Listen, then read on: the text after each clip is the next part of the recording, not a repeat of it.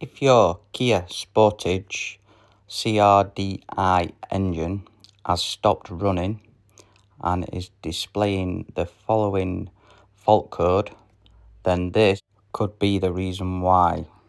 It identifies a camshaft sensor fault and could sadly be a broken timing chain. Before you start tearing things down though, there's one thing you can do to confirm if the timing chain has snapped. Remove the oil filler cap and get somebody to crank the engine and you will see if the cams turn. If it doesn't, keep watching and I'll show you how to fix this. With this in mind, there's chances that the valves are damaged, so we will need to remove the cylinder head and change the timing chain. So, let's get started. On the right hand side, let's get the battery out of the way and the airbox and make some room. Next up is the wiring loom. There's lots of multi-plugs to be removed. And once they're all unplugged, the wiring harness will just lift away like so. And now you will be able to see the fuel lines and the high pressure fuel pipes. The main fuel pipes unclip like so. Please study the video and you will see how these remove. They're not as difficult as they look.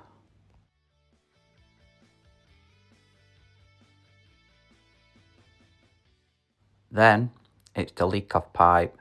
Remove the metal clips and then carefully lift upwards and they will remove.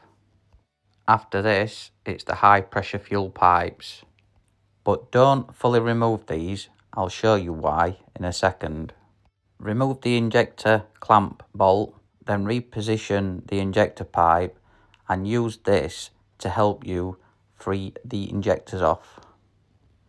And now everything is out of the way, we can loosen all the rocker cover bolts and remove the rocker cover and see what we find. And as suspected, the timing chain is broken.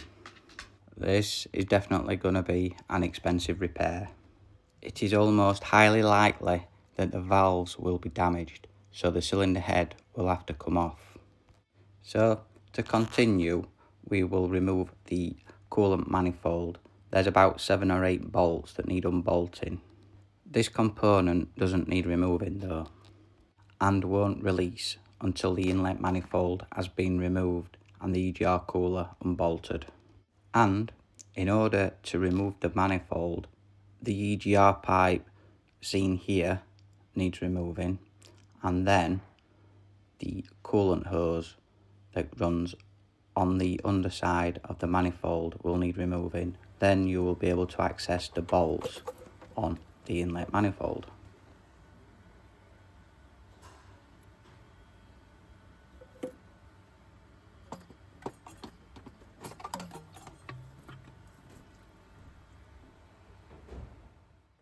You can now get the throttle body out of the way and then unbolt and remove the inlet manifold.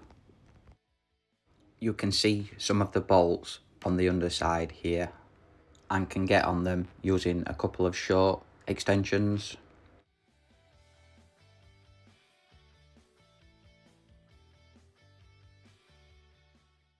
Once the manifold is removed, it is definitely worth checking the swirl flaps as these are prone to breaking. In the case of this one, it's absolutely fine, but if you check out some of my other videos, you will see what can happen to these. Unbolt the 2 nuts on the EGR cooler, and then the left hand side of the EGR cooler, there's another 2 bolts. Then the assembly on the right hand side of the engine will move freely. So now we're about ready for timing up the engine. The timing marks are on the cam pulleys. I've marked them with Tipex here, but there are a couple of dots on the back of the cam pulleys. I will show you these marks on the rebuild. And here is the mark on the crankshaft. You can now get stuck into tearing the cams out by lifting off all the cam covers, caps, and then the cam followers and lifters can be removed. And now the head bolt should be visible.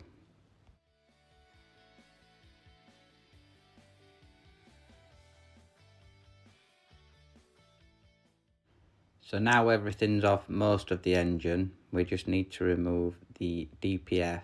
There's 3 bolts at the back here, and there's a bracket at the bottom at the back, which unfortunately I haven't recorded, but I'm sure you can figure this out. And because this is a major repair, I would recommend changing the engine oil. This was in quite a bad state, as you can see. And now we're going to remove the front cover off of the engine. There's quite a few bolts that need to be taken off here. Before we do that, the crank pulley needs removing. This will be very tight. It's recommended to lock the flywheel off. You can do this by removing the sump or removing the starter motor. Once all the bolts are out of the front cover, gently use a pry bar to split the casing. To remove the injection pump pulley, you will need to use a special tool. But as before, with the flywheel locked, loosen the pulley bolt. The pulley removal tool looks like this. When using it, just make sure that the bolt is unscrewed.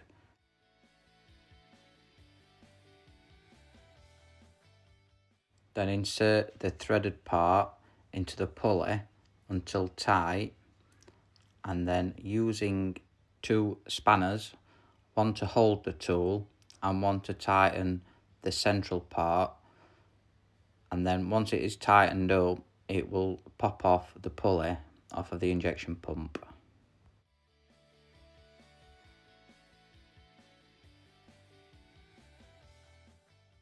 And now with all the guides removed, the pulley can be removed. Remove the remaining guides so that when we build it up, we can just put them straight on.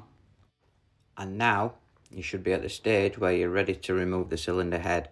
So remove the cylinder head bolts and lift away the cylinder head.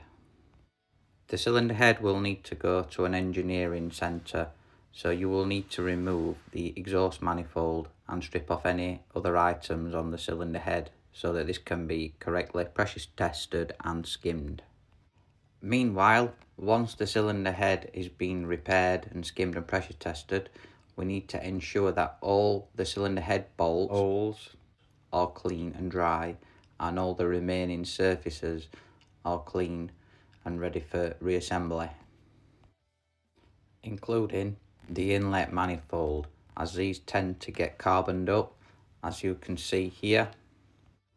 We can now refit the pulleys supplied in the timing chain kit, which includes the one on the fuel pump and the one on the crank pulley. You will be able to see the markings on the pulleys for the timing chain that match up with the chain marks, and also on the crankcase. These are keyed, so they cannot be placed on incorrectly. Once the chain is on, we can then put the new guides into place. Now that the pump chain is in place, we can concentrate on replacing the cylinder head. Once you've got the cylinder head back, rebuild it as it was before we removed it, obviously using the new gaskets supplied and ensuring that everything is spotlessly clean, including the cylinder block. We can then check that the bolt holes are free from any dirt or any buildup of contamination, and then we can add the new cylinder head gasket. To reduce the risk of any damage to the new valves, I always like to turn the crankshaft slightly backwards. We can obviously sort this out once the head is back in place. Now carefully place the cylinder head back onto the block, ensuring that it sits on the dowels correctly, and then bolt with new cylinder head bolts. Here's a list of all the tightening sequences and all the tightening torques that you will probably need for the remainder of the job. Please remember there's always a sequence when tightening up cylinder head bolts.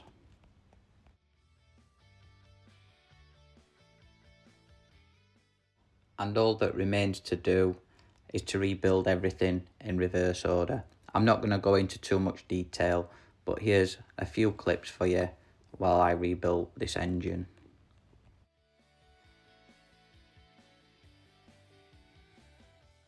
And as promised, here's the marks that you can see on the back of the cam pulleys for the timing marks. And please don't forget to turn that crank back to TDC.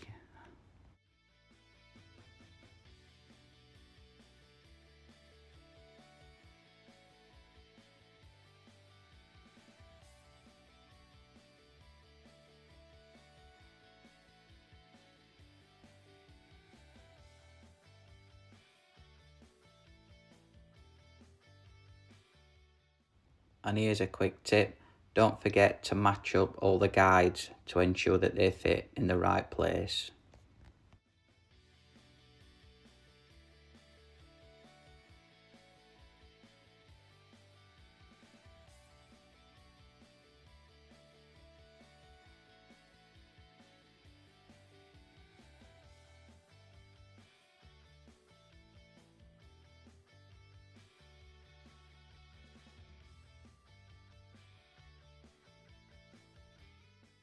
With the new tensioners in place, here's a satisfying moment where you can pull the release mechanism and see everything tension up correctly.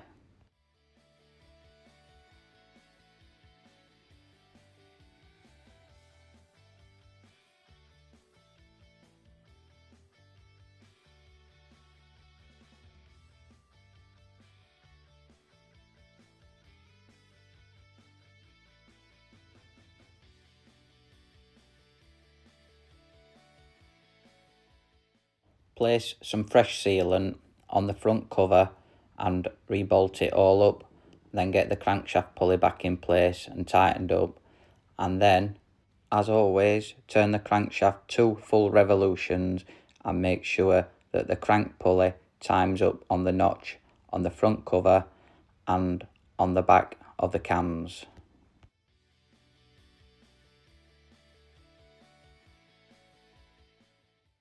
Let's not forget the gasket that goes between the coolant flange and the cylinder head.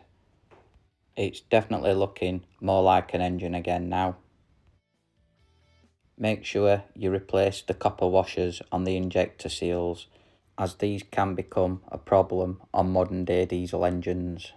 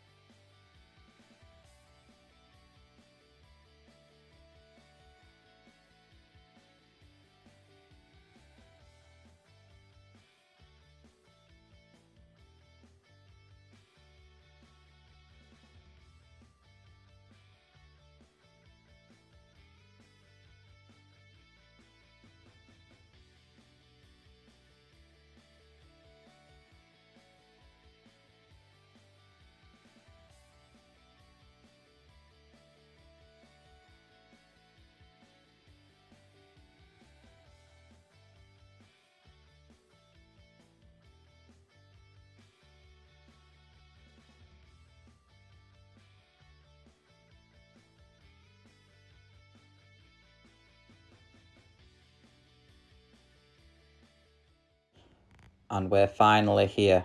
The engine is all now rebuilt and ready to start. And just to think that a broken link on the timing chain could cause all this problem. And one last thing, if you remove the sump like I did, just make sure that everything's clean, a fresh layer of sealant, and refit it, and then we're almost ready to start. Some fresh oil and a new oil filter, and a double check that the engine turns freely without any restrictions.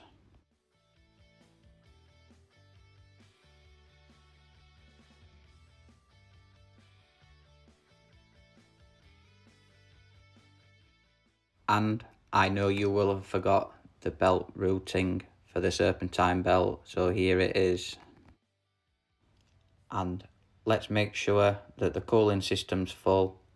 And lastly, let's connect the battery up and see if it runs. Fingers crossed.